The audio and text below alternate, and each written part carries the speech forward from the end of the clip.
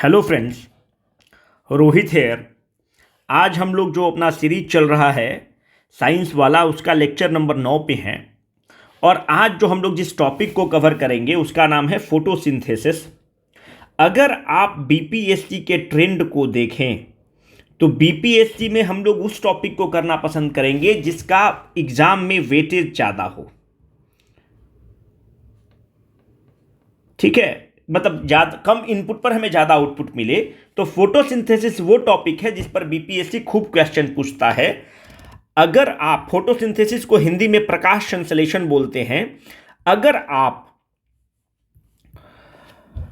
हमें कुछ मेल करना चाहते हैं, कुछ सुझाव देना चाहते हैं, बहुत लोगों का सुझाव आता है, उस पर हम लोग एक्ट करते हैं। अगर कुछ लोगों का बहुत ही डिटेल में डाउट है तो feel free to mail us, we will reply back to you. और बहुत अच्छे अच्छे लोग चैनल से एसोसिएटेड हैं क्योंकि वो मेल करते हैं, अपना डेजिग्नेशन बताते हैं and they are aspiring for the BPSC, so it feels very good. आप मेल करिए, सुझाव दीजिए, जिस टॉपिक पर वीडियो बनाना है वो करिए। देखिए, आप प्रश्न देखिए, इन प्रश्नों को आफ्टर द लेक्चर हम लोग जो है ना अटेम्प्ट लेंगे और देखेंगे कि हम लोगों से बन रहा है कि नहीं। खूब पूछता है, जम के क्वेश्चन इस टॉपिक से पूछता है। तो इन सब टॉपिक पे इन सब क्वेश्चंस को we will attempt after the lectures, right? Now let us start. First of all, what is this process of the photosynthesis, right? This photosynthesis is made up of the two words. One is photo, another is synthesis. Photo means what? Photo means light. What is this synthesis? Synthesis का मतलब क्या होता है? Synthesis का मतलब होता है synthesis of food. Synthesis मतलब बनाना होता है। क्या चीज बनाने की प्रक्रिया है? फूड बनाने की प्रक्रिया है। इस प्रोसेस को हम बोलते हैं फोटोसिंथेसिस। पहला प्रश्न ये उठता है कि फोटोसिंथेसिस की डिस्कवरी किसने की? तो फोटोसिंथेसिस की डिस्कवरी जो है इंगन हाउस ने की। ये है, इन्होंने फोटोसिंथेसिस की डिस्कवरी की। देखिए, जो फोटोसिंथेसिस है ना, वो इलेक्ट्रिक लाइट, जो आपका बल्ब बत्ती जल रहा है, इलेक्ट्रिक लाइट में भी हो सकता है। फोटोसिंथेसिस एब्सेंस ऑफ लाइट में भी हो सकता है, बिना लाइट के भी हो सकता है। कुछ ऐसे प्लांट्स हैं, जो बैक्टीरियाज हैं, जो एब्सेंस ऑफ लाइट में भी फोटोसिंथेसिस को कर सकते हैं। जो एब्सेंस ऑफ लाइट में फोटोसिंथेसिस होता है उसको हम लोग डार्क रिएक्शन बोलते हैं। ये नाम से ही पता है, डार्क मतलब there is the absence of the light. Photosynthesis can happen in the presence of the light also. That light, that is which is called as the sunlight, जो हम लोग बात करने वाले हैं।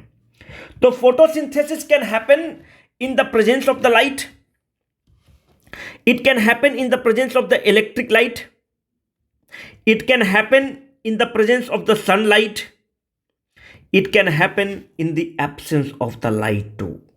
ठीक है, हम लोग को पीटी देना है तो हम लोग इस पूरे चीज को नीट के हिसाब से नहीं पढ़ेंगे।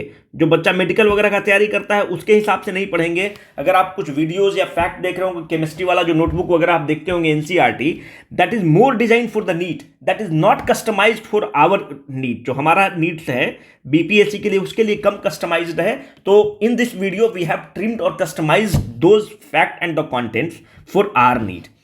तो कंक्लूजन ये निकलता है कि एब्सेंस ऑफ लाइट में भी फोटोसिंथेसिस हो सकती है, सनलाइट में तो होता ही होता है, और इलेक्ट्रिक लाइट में भी फोटोसिंथेसिस हो सकता है। Let's be very clear.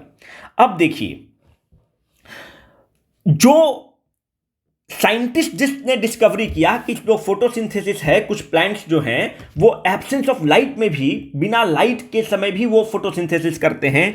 कुछ एल्गी जो हैं वो मूनलाइट में भी फोटोसिंथेसिस करते हैं, मतलब रात के समय मूनलाइट में फोटोसिंथेसिस कर लेते हैं।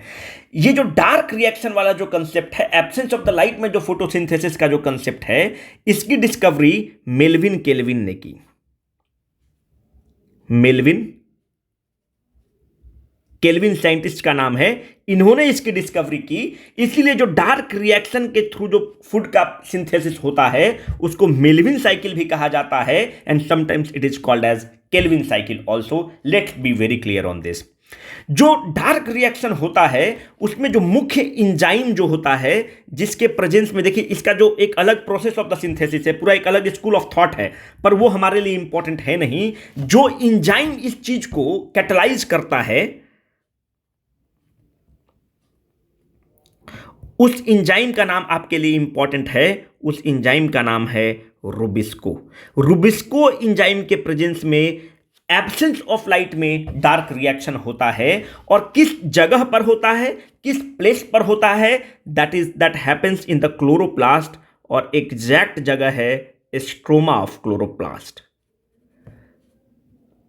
It happens, जो dark reaction happens in the stroma of the chloroplast. This can be a probable question in your prelims. Now the question is, आपको ये नहीं समझ में आ रहा होगा कि स्ट्रोमा क्या है। आपको तो लग रहा होगा कि भैया आप तो फैक्ट लिख के निकल रहे हैं, आप डंडी मार रहे हैं। डंडी नहीं मारेंगे दोस्त, आपको नेक्स्ट स्लाइड में पता चलेगा कि स्ट्रोमा ऑफ द क्लोरोप्लास्ट क्या है। As of now you have to remember that dark reaction happens in chloroplast. Where in the chloroplast? It happens in the stroma of the chloroplast. In the next slide we'll come to know. जो हम लोग बचपन से पढ़ते आ रहे हैं कि photosynthesis sunlight के प्रेजेंस में होता है, और आपको पता है कि जो फोटोसिंथेसिस जो होता है वो किस जगह होता है। Photosynthesis happens in chloroplast. क्या है क्लोरोप्लास्ट, वो अभी पता चल जाएगा। Where is the site of the photosynthesis? The site of the photosynthesis is the chloroplast. अगर मैं आपसे पूछूं कि क्लोरोप्लास्ट में भी अगर हम और अंदर जाएं तो क्लोरोप्लास्ट में ग्रैना होता है, इसको ग्रैनम भी कहा जाता है। ग्रैनम में ही क्लोरोफिल होता है, जो पिगमेंट है जो फोटोसिंथेसिस करता है, और यही जो पिगमेंट है यही फोटोसिंथेसिस को करवाता है। Where does photosynthesis happen? Photosynthesis happen in an organelle called as the chloroplast. फिर अंदर जाएं तो क्लोरोप्लास्ट में एक चीज है ग्रैना या ग्रैनम, अभी बता देते हैं क्या है।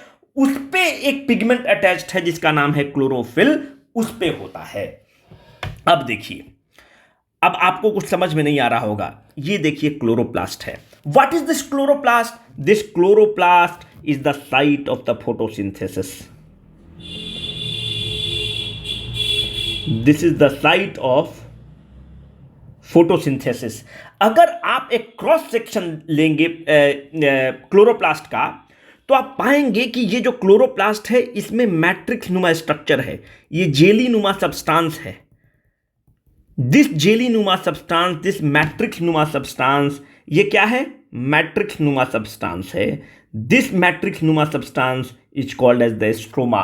डार्क रिएक्शन कहां होता है, क्लोरोप्लास्ट में होता है। आप ऊपर वाला देखिए, डार्क रिएक्शन कहां होता है, क्लोरोप्लास्ट में होता है। फोटोसिंथेसिस कहां होता है, क्लोरोप्लास्ट में होता है। Dark reaction is nothing but the photosynthesis which is happening in absence of the light. It happens in the chloroplast. Chloroplast में कहां, ये जो मैट्रिक्स नुमा सब्सटेंस है यहां पर होता है, जिसको आप स्ट्रोमा बोलते हैं। And this can be a very probable question in your prelims. Now let us move.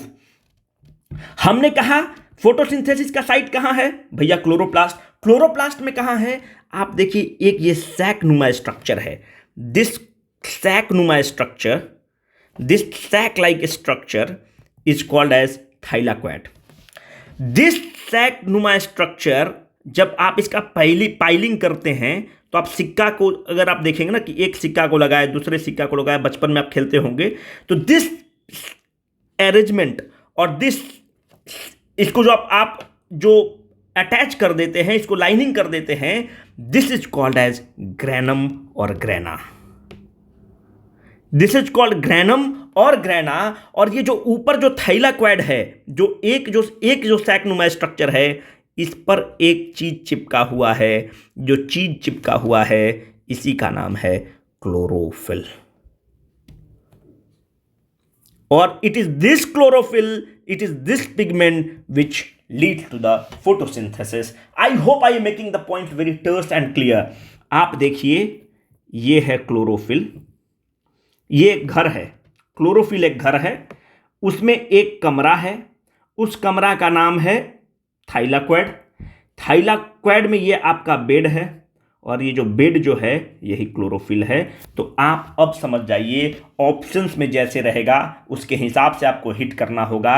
और मैं आश्वस्त करता हूं कि अब आप, बहुत लोगों को कन्फ्यूजन होता है कि क्लोरोफिल, क्लोरोप्लास्ट क्या क्या, आप सब मार लीजिएगा। किसी को ग्रैनम ही नहीं पता है, कितना रट के कर लोगे यार, आप रट के बहुत नहीं कर सकते हैं। आई होप, इसको हरित लवक भी बोलते हैं। Chloroplast in Hindi is called as the harit lavak. तो मेरा कहने का मतलब है कि photosynthesis happens in the chloroplast. Chloroplast में कहाँ, ग्रेना पहले बोलेगा। ग्रेना किससे बना हुआ है? सैक लाइक स्ट्रक्चर, थैलेक्वाइड, और थैलेक्वाइड पे ही पिगमेंट अटैच्ड है जिसको आप कहते हैं chlorophyll. I hope I have made my points Victus and clear. ठीक है, एक चीज आपको थोड़ा बताना मैं भूल गया कि जो प्लांट डार्क रिएक्शन के थ्रू फोटोसिंथेसिस करते हैं, इन प्लांट को आप किताब वगैरह में देखते होंगे, इन प्लांट को C3 प्लांट्स कहता है। क्यों C3 प्लांट कहता है? इन प्लांट को C3 प्लांट इसलिए कहता है कि जो फोटोसिंथेसिस के बाद जो प्रोडक्ट बनाते हैं वो CO2 को कन्वर्ट करते हैं फॉस्फोग्लिसरेट में। ये इंपॉर्टेंट नहीं है, इसको स्किप करना था पर अब बता दिए। वो कन्वर्ट करते हैं फॉस्फोग्लिसरेट में। इस फॉस्फोग्लिसरेट में 3 कार्बन एटम होता है, इसलिए इन प्लांट्स को C3 प्लांट्स कहा जाता है। तो अगर आपसे पूछ लेगा, अगर मानते हैं ऑप्शंस में ऐसा हो, जबकि बहुत ही there is a very bleak chance कि जो डार्क रिएक्शन के थ्रू फोटोसिंथेसिस होता है, जो एब्सेंस ऑफ लाइट में होता है, those plants are called as C1 plant. इस तरह से those plant are called as the C3 plants because they convert the CO2 into phosphoglycerate and that phosphoglycerate has the 3 carbon atoms. Now let us move. Photosynthesis में होता क्या है? अगर आप photosynthesis में देखें तो हम लोग बचपन से पढ़ते आए हैं कि हम और आप जो CO2 रिलीज करते हैं एटमॉस्फेयर में, this CO2 combines with the water in the presence of the sunlight, in the presence of chlorophyll to form a glucose and oxygen is released. Now let me tell you, plant oxygen release करने के लिए नहीं photosynthesis करता है, बिल्कुल नहीं। Plant अपना खाना बनाने के लिए फोटोसिंथेसिस करता है। खाना क्या है? खाना ग्लूकोज है। खाना क्या है? प्लांट का ग्लूकोज है। पर इस ग्लूकोज फॉर्मेशन के दौरान as a by product oxygen is released. जो ऑक्सीजन रिलीज हो रहा है that is not the main product of the photosynthesis. The plants are doing the photosynthesis for what? They are doing the photosynthesis to make their food.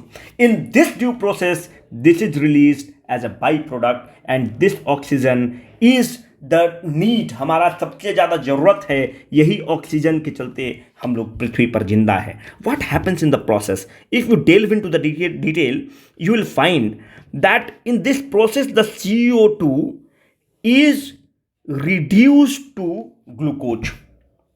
In this process CO2 is reduced to glucose and water is getting oxidized. If I am, एक second, अच्छे से नहीं बन पाएगा, छोड़ो। In this process the CO2 is getting reduced. ठीक है, in this process the CO2 is getting reduced to the glucose. In the process the water is getting oxidised. ठीक है, it is getting oxidised into oxygen. It means oxidation is happening, reduction is happening in the process of the photosynthesis. This is also called as photolysis of water. Photo मतलब light, lysis मतलब break करना, this is called as the photolysis of water. ठीक है, so the oxygen is getting release by the photolysis of the water during the photosynthesis. Oxygen is a by product of the photosynthesis. The main product of the photosynthesis is glucose, which is nothing but food. This glucose is further broken down by the plants into ATP, adenosine triphosphate and all, but this is not important. अगर हम लोग इतना detail में जाने लगेंगे तो we will delve into the NEET exams, which we are not supposed to go into that detail, right? तो by product ये है, मुख्य प्रोडक्ट ये है, ये प्लांट के एग्जिस्टेंस के लिए बहुत ही जरूरी है। अब प्रश्न आपका ये आता होगा आपके जहन में कि जो प्लांट जो ऑक्सीजन रिलीज कर रहा है बाई प्रोडक्ट का, ये कैसे रिलीज करता होगा? ये जो प्लांट है रूट से रिलीज करता होगा कि स्टीम से रिलीज करता होगा कि जो बार्क है उससे रिलीज करता होगा? जो CO2 का लेना प्लांट का और ऑक्सीजन का छोड़ना प्लांट का, ये दोनों किससे रिलेटेड हैं?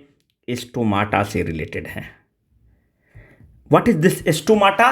स्टोमाटा जो है ना, ओपनिंग ऑफ द लीफ है, ये जो पत्ती है, इसको अगर आप मैग्नीफाइड रूप देखेंगे तो इसमें छोटे छोटे छेद होते हैं। This chhed is called as stomata. So oxygen का निकलना भी इसी स्टोमाटा से होगा, CO2 का एंट्री भी इसी स्टोमाटा से होगा। CO2 प्लांट के लिए क्यों जरूरी है? CO2 प्लांट के लिए अपने खाना बनाने के लिए जरूरत में आएगा, ग्लूकोज बनाने के लिए जरूरत आएगा। इसीलिए आप देखते होंगे कि अगर आप दिल्ली वगैरह में रहते हैं तो आप देखते हैं कि जब पोल्यूशन बढ़ता है तो वाटर स्प्रे किया जाता है। बड़े बड़े जो फायर एक्सटिंग्विशर्स होते हैं उनका पानी को लेके जहां जहां पेड़ है, JNU की तरफ देखिए, IIT की तरफ देखिए, तो पेड़ों पर छिड़काव किया जाता है। क्यों छिड़काव किया जाता है? अनजान आदमी को लगता होगा यार पागल है, क्यों पेड़ पर क्यों छिड़क रहा है पानी? भाई जो धूल और जो गंदगी है ये स्टोमाटा में भर जाता है तो प्लांट अच्छे से ऑक्सीजन को रिलीज नहीं कर पाता है, प्लांट अच्छे से सिंथेसाइज नहीं कर पाता है। तो इस होल के ओपनिंग के लिए जो डस्ट वगैरह इस होल में चले जाते हैं, स्टोमाटा के ओपनिंग के लिए पानी का छिड़काव किया जाता है ताकि प्रॉपरली CO2 को एब्जॉर्ब किया जा सके। जब CO2 को एब्जॉर्ब किया जाएगा तो गर्मी कम होगी, हीट कम होगा और ग्लोबल वार्मिंग कम होगा। This is the reason behind the spray of the waters on the plants. ठीक है, this opening and closing is controlled by stomata. This stomata को अगर आप हिंदी में बोलें तो इसको कहा जाता है रंध्र। ठीक है, अगर और हम लोग थोड़ा डिटेल में देखें, अगर मानते हैं कि BPSC और डिटेल में जाता है तो हम लोग को थोड़ा सा और तैयार हो जाना चाहिए। इसमें जो है ना, स्टोमाटा का मुख्य एलिमेंट क्या है? इसमें होता है potassium. This potassium regulates the opening and the closing of the stomata. हमने बोला कि स्टोमाटा ओपनिंग और क्लोजनिंग को देखेगा, पर इस स्टोमाटा के फंक्शनिंग के लिए जो मेजर कंस्टिट्यूएंट है उसका नाम है पोटेशियम। अब मैं आपसे ये पूछता हूं कि what is the major constituent of chlorophyll? जो क्लोरोफिल है, जो पिगमेंट है जो फोटोसिंथेसिस करता है, जो थाइलाकोइड में प्रेजेंट होता है, जो ग्रेना में प्रेजेंट होता है, क्लोरोफिल का मेन कंस्टिट्यूएंट क्या है? क्लोरोफिल का जो मेन कंस्टिट्यूएंट है वो है magnesium. Magnesium is the main constituent of the chlorophyll. अगर मानते हैं कि अगर magnesium is also the micro nutrient for the plant, वो हम लोग अगले लेक्चर में पढ़ेंगे। प्लांट के लिए माइक्रो न्यूट्रिएंट है। अगर मैग्नीशियम की कमी है सॉइल में तो प्लांट को कम मिल रहा होगा मैग्नीशियम। तो आप देखेंगे कि प्लांट का जो वेन्स है, ये है प्लांट का वेन्स। इन वेन्स के बीच में देखिए कि ये जो कलर है ये कैसा कलर है? येलो कलर है। This yellow colour is due to the deficiency of magnesium. Magnesium is the main constituent of what? Magnesium is the main constituent of the pigment called as chlorophyll. So this yellowing between the veins is because of the deficiency of which element? Because of the deficiency of magnesium, which is one of the nutrients which the plants get it from the soil. ठीक है, I hope I making my point very terse and clear. इस leaf में holes होते हैं, इस whole से O2 release होता है, इसी होल से CO2 एब्जॉर्ब होता है। इस होल के ओपनिंग और क्लोजनिंग जो होता है इसको आप स्टोमाटा कहते हैं। इसको रेगुलेट कौन करता है? इसको रेगुलेट करता है पोटेशियम। देखो भाई, ये सब जो चीज है ना, ये सब फैक्ट आप you can not afford to miss this fact, so please be thorough with this. I hope I am making my points clear. Now the question again boils down to what is happening during this photosynthesis. एक लड़का ये बोल देगा कि भाई photosynthesis में क्या plant कर रहा है? अपना खाना बना रहा है।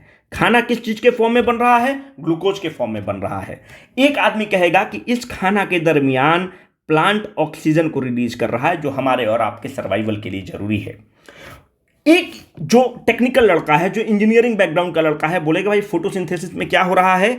फोटोसिंथेसिस में सौर ऊर्जा जो है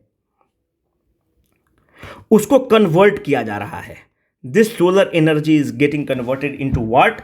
this solar energy is getting converted into a potential energy. अब कुछ लोग परेशान हो गए होंगे, जो दुखी आते हैं वो परेशान हो गए होंगे, भाई हम तो एनसीईआरटी में पढ़ते आए हैं कि solar energy is gets converted into a chemical energy. आपने तो कुछ अलग ही चीज बता दिया। देखिए, पोटेंशियल एनर्जी जो है ना, अब थोड़ा सा use your scientific bent of the mind. देखिए पोटेंशियल एनर्जी जो है ना वो विभिन्न प्रकार का होता है। एक पोटेंशियल एनर्जी होता है इलास्टिक पोटेंशियल एनर्जी, एक पोटेंशियल एनर्जी होता है ग्रेविटेशनल पोटेंशियल एनर्जी, जो आपके दिमाग में अभी चल रहा होगा। एक एनर्जी होता है chemical potential energy. These are the different forms of energy. Chemical potential energy, आपको पता होगा कि energy can neither be created nor be destroyed, energy can change its form. एक जो एनर्जी होता है उसको आप कहते हैं kinetic energy. Kinetic energy is the energy in the body because of its motion, its velocity. अगर आप रबड़ को, अगर आप बचपन में देखेंगे कि रबड़ में हम लोग वो जो कागज वाला फंसा लेते थे और उससे आप हिट करते थे, तो जितना आप स्ट्रेच करेंगे रबर को उतना दूर ये जो हम लोग फंसा कर रखते थे कागज का, उतना दूर भागता था।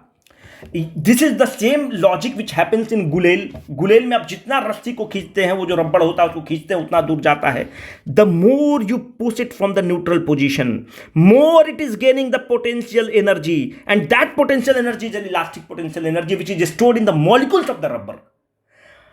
Gravitational potential energy is the potential energy which is stored because of its height. अगर एक पत्थर को आप बिल्डिंग के पहला तल्ला से गिराते हैं और एक पत्थर को दूसरे तल्ले से गिराते हैं, तो the more the height the more the potential energy, and this potential energy will get converted into the kinetic energy, and this potential energy which is because of it's height is called as the gravitational potential energy. This gravitational potential energy is one of the type of the potential energy. This elastic potential energy is one of the type of the potential energy. उसी तरह से energy gets stored into the molecules, and that molecule जो है उसको chemical potential energy बोलते हैं.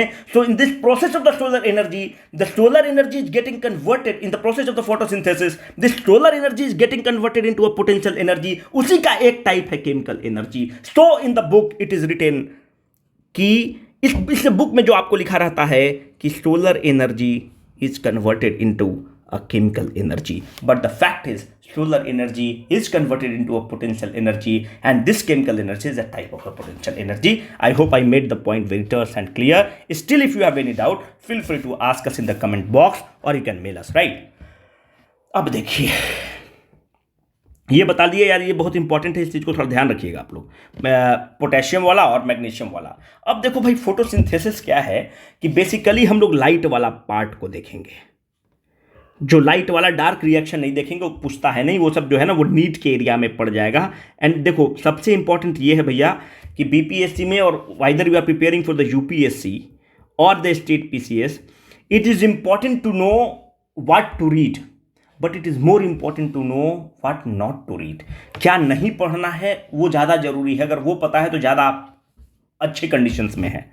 Photosynthesis जो होता है बेसिकली 90% फोटोसिंथेसिस जो है, जो 90% ऑक्सीजन रिलीज होता है, बेसिकली आप देखेंगे कि एल्गी से रिलीज होता है. एल्गी कहाँ पे होता है? अगर आप कंस्टिट्यूएंट को तोड़ दें तो 85% जो है समुद्र से रिलीज होता है, और 5% जो एल्गी जो है, जो मैराइन एल्गी से जो ऑक्सीजन रिलीज होता है वो 85% रिलीज होता है, और 5% जो है वो फ्रेश वाटर एल्गी से रिलीज होता है. आपके लिए एग्जाम में ऑप्शन दे देगा अमेजन रेन फॉरेस्ट, आपके लिए दे देगा ट्री, आपके लिए दे देगा कोई और फॉरेस्ट की maximum oxygen is release from the Amazon rain forest, from the tree, from the forest. सब गलत है. Maximum oxygen is release from the algae. उसमें भी 85% of the oxygen is release from the marine algae, क्योंकि algae photosynthesis करते हैं और उनका बाई प्रोडक्ट के रूप में ऑक्सीजन. देखिए मैं बार बार इंफोसाइज कर रहा हूं बाई प्रोडक्ट पे, ठीक है. आपको चीज़ों को ऐसे ही पढ़ना है कि देखिए बीपीएससी वाले सेटर्स होते हैं, उनके पास सेट नंबर ऑफ क्वेश्चंस होता है, उसी को घुमा फिरा कर पूछता है. It is not UPSC where you will get the fresh questions, ठीक है. तो जो खेल है उसके हिसाब से हम लोग को खेलना है, ठीक है. उस खेल के नियम के हिसाब से खेलना है. तो 85% जो ऑक्सीजन है वो मराइन एल्गी से रिलीज होता है, 5% फ्रेश वाटर एल्गी से रिलीज होता है फोटोसिंथेसिस के दरमियान. अब एक चीज और देखिए, जो फोटोसिंथेसिस है हमने बताया कि लाइट में तो होता है, पर लाइट में भी जो फोटोसिंथेसिस है ना वो विजिबल रेंज ऑफ लाइट में होता है. विजिबल रेंज ऑफ लाइट में ही होता है फोटोसिंथेसिस. और मैं बोल रहा हूं कि most of the photosynthesis happens in the visible range of the light. जब मैं मोस्ट इस्तेमाल किया, इसका मतलब कि कुछ फोटोसिंथेसिस जो है विजिबल रेंज ऑफ लाइट के बाहर भी होता होगा। What is this visible range? अगर आप थोड़ा बहुत देखे हो, अगर आप 9th-10th में थोड़ा बहुत भी साइंस पढ़े हो, तो यूजुअली आप देखिए कि 3800 से लेके 7600 एंगस्ट्रम तक, या मोटा मोटी कहिए तो 400 से 700 नैनोमीटर के जो वेवलेंथ होता है, इसको आप विजिबल लाइट बोलते हैं। भाई एंगस्ट्रम और नैनोमीटर अगर आप मीटर में कन्वर्ट कर लीजिएगा, जैसे 1 नैनोमीटर होता है 10⁻⁻9 मीटर होता है ना। इसको याद रखिएगा, एंगस्ट्रम को भी कोई किताब 3800 कहेगा, 7600 कहेगा, इतना मत याद करो यार। ये 400 से 700 नैनोमीटर को हम लोग visible range of the light मान लेंगे। अब देखिए, जो 700 नैनोमीटर से ज़्यादा का जो वेवलेंथ होता है, इस रीजन को हम लोग कहते हैं इंफ्रारेड रीजन। जो 400 नैनोमीटर से कम का वेवलेंथ होता है, इसको हम लोग कहते हैं अल्ट्रावायलेट लाइट। ठीक है, और ये जो रीजन है अपना, ये है अपना विजिबल लाइट। ठीक है, हमने कहा कि most of the photosynthesis happens in the visible range. It means there must be the photosynthesis happening apart from the visible range. There is some photosynthesis. There are some bacteria which do the photosynthesis in the infrared belt. एक उदाहरण के आप तौर पर देखें तो उसका नाम है ग्रीन सल्फर बैक्टीरिया। यह है बैक्टीरिया पर करता है फोटोसिंथेसिस। ये समुद्री बेड में पाया जाता है, डीप समुद्री बेड्स में पाया जाता है, और वहां पर इंफ्रारेड लाइट पहुंचती है। क्यों इंफ्रारेड लाइट पहुंचेगी? देखिए भाई, इंफ्रारेड लाइट का वेवलेंथ ज़्यादा होता है, तो जब डीप समुद्र में है तो वहाँ पे इंफ्रारेड लाइट पहुँचती है, और इंफ्रारेड लाइट के थ्रू वो फोटोसिंथेसिस करता है, क्योंकि उसको तो लाइट चाहिए होगा। हमारा कहने का मतलब है कि most of this happens in the visible range except some अपवाद which I have mentioned over here. अब जो हम लोग थोड़ा सा और देखिए, जो सूर्य भगवान हैं, यही सोर्स ऑफ लाइट है। जो सूर्य भगवान हैं, ये 2-3 चीज करेंगे।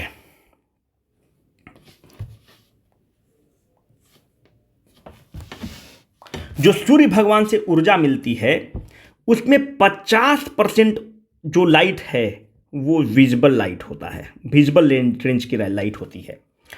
सूर्य भगवान की 40% जो लाइट है ये इंफ्रारेड लाइट है। भाई हम लोग तो सूर्य भगवान बोलेंगे, हम लोग छठ मानने वाले लोग हैं, बिहार वाले। 40% इंफ्रारेड रेंज में उनका पड़ता है, और 10% सूर्य भगवान का लाइट जो है वो अल्ट्रा वायलेट रेंज में पड़ता है। ये भी एक इंपॉर्टेंट डेटा है, आप याद रखिएगा। हमारा इतना से काम चल जाएगा, पर कुछ लोग परेशान आत्मा है, उसको और डेटा चाहिए, उसको इतना में मन ही नहीं भरेगा, उसको बोलेगा कि सर आप कम डेटा दे दिए, और डेटा ले लो भाई।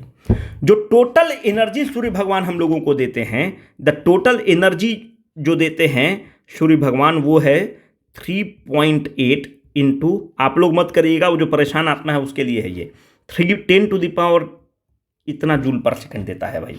इतना टोटल एनर्जी सूर्य भगवान इतना जूल देते हैं प्रति सेकंड में। इतना एनर्जी का 0.0005% धरती पर पहुंचता है, रीचेज अर्थ। ठीक है, आप लोग इसको इग्नोर मारिए। जो रीच करता है अर्थ पे, उसका अगर आप डेटा इसका निकालिएगा तो आता है 1.388 जूल पर सेकेंड पर यूनिट एरिया। इतना जूल प्रति सेकेंड भगवान जी 1 मीटर एरिया पर, ठीक है, 1 × 1 का एरिया पर इतना हीट आपको लगातार प्रति सेकेंड दे रहे हैं। हमारा कहने का मतलब है, हम लोगों को विजिबल लाइट से मतलब है, विजिबल लाइट के रेंज से मतलब है, और हमें इस डेटा से मतलब है। ये पूछा जा सकता है आपसे, and I think this will suffice for your examinations. अब ये चीज और देखिए कि जो विजिबल रेंज है, इस विजिबल रेंज में, जिसको आप विवग्योर से हम लोग जानते हैं, ठीक है, फोटोसिंथेसिस जो है 3 लाइट से होगा। VBR, हमने इसको PVR से याद रखा है यार, जो PVR में हम लोग सिनेमा देखने जाते हैं तो उसी से याद रखें, तो VBR कर दीजिए। वायलेट लाइट से फोटोसिंथेसिस होता है, ब्लू लाइट से होता है, रेड लाइट से होता है जो वो स्पेक्ट्रम निकलता है। ग्रीन लाइट से फोटोसिंथेसिस का जो अमाउंट होता है ये नील होता है, मतलब 0 होता है। सबसे ज्यादा रेड से 1 नंबर पे, 2 नंबर पे ब्लू, 3 नंबर पे वायलेट। यही 3 स्पेक्ट्रम ऑफ लाइट में फोटोसिंथेसिस होता है। ठीक है, minimum happens in violet, maximum happens in red, बीच वाला ब्लू, ग्रीन में एकदम नहीं होता है, 0 के बराबर होता है। अब आपके जहन में प्रश्न उठेगा कि ये जो चीज आप बात बोल रहे हैं इसकी क्या तथ्य है, इसका क्या सच्चाई है। इसके लिए एक्सपेरिमेंट किया गया। किसने एक्सपेरिमेंट किया?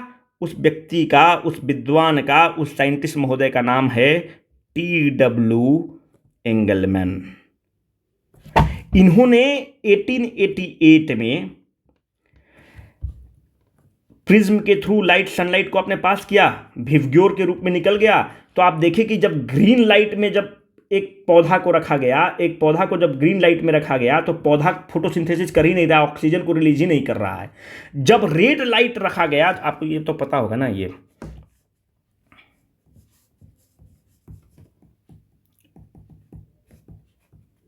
विवग्योर, ठीक है। तो रेड लाइट में देखा गया कि सबसे ज्यादा ऑक्सीजन का रिलीज किया। 2 नंबर पे देखा गया कि ब्लू लाइट में ऑक्सीजन का भयंकर रिलीज किया।